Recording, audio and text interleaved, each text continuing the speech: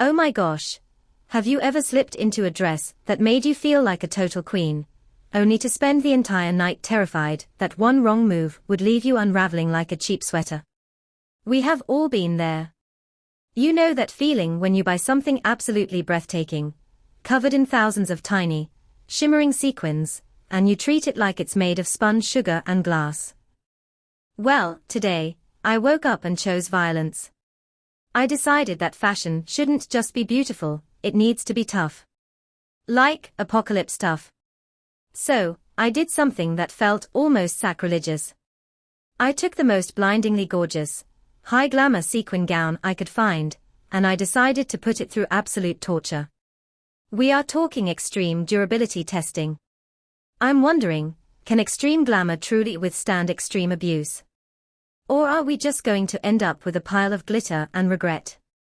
You are not going to believe what happens, but first, let me introduce you to the victim, the contender. So, I found this dress, and honestly, under normal circumstances, I would be wrapping this thing in silk and storing it in a climate-controlled vault. It is stunning. It's a floor-length mermaid silhouette, completely encrusted in these heavy, high-quality sequins that shift from a deep, oceanic midnight blue to a piercing silver depending on how the light hits it. When I first took it out of the box, the weight of it was just incredible. It felt like armor. It felt substantial.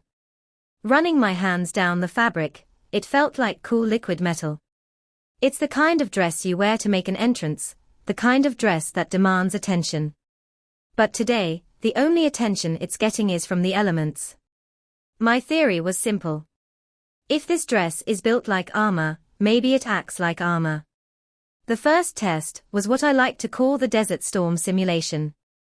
I have always wondered what happens to these delicate fabrics if you get caught in really bad weather or, I don't know, decide to wear a ball gown to Burning Man.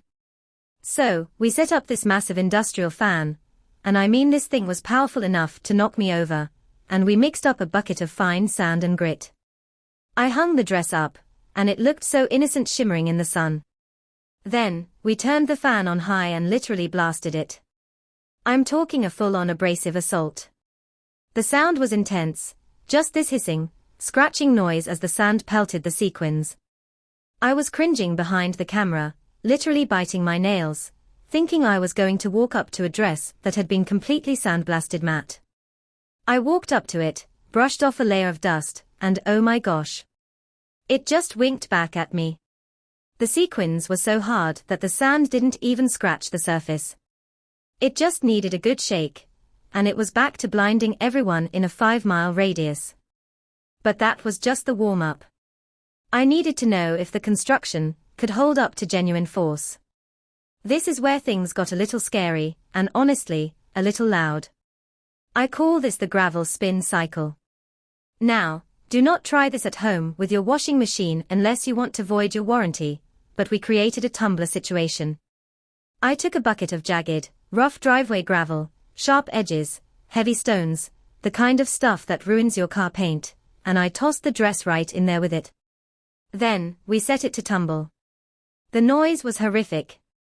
It sounded like a hailstorm on a tin roof multiplied by 10. Clank, scratch, grind.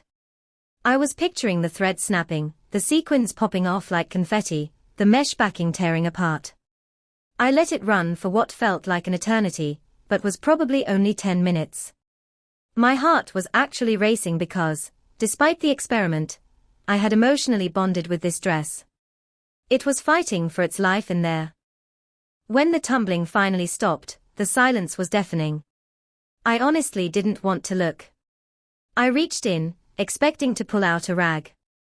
I grabbed the hem, pulled it out into the light, and gave it a shake. Stones fell out of the bodice, dust flew everywhere, and I just stared. There were maybe 3 or 4 loose threads. That is it. 3 threads. The sequins themselves. Intact. Still shiny. Still firmly attached to the fabric. I couldn't believe it. I even tried to scratch one of the sequins with a rock manually, and it barely left a mark.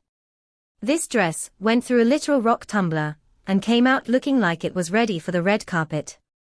It honestly changed my perspective on delicate clothing. We treat these pieces like they are fragile, but this dress proved that glamour is tough. It's resilient. It survived sandblasting and a gravel bath, and still looked expensive. It made me realize that maybe we should be wearing our fancy clothes more often, not saving them for that one perfect, safe event. If this gown can handle sharp rocks and high-velocity sand, it can definitely handle a spilled drink, or a crowded dance floor. It's almost a metaphor, isn't it? You can shine bright and still be tough as nails. I am absolutely keeping this dress, battle scars and all, though honestly, you can't even see the scars. It's indestructible. I am so tempted to see what else this fabric can survive. Should we try water? Mud? Paint?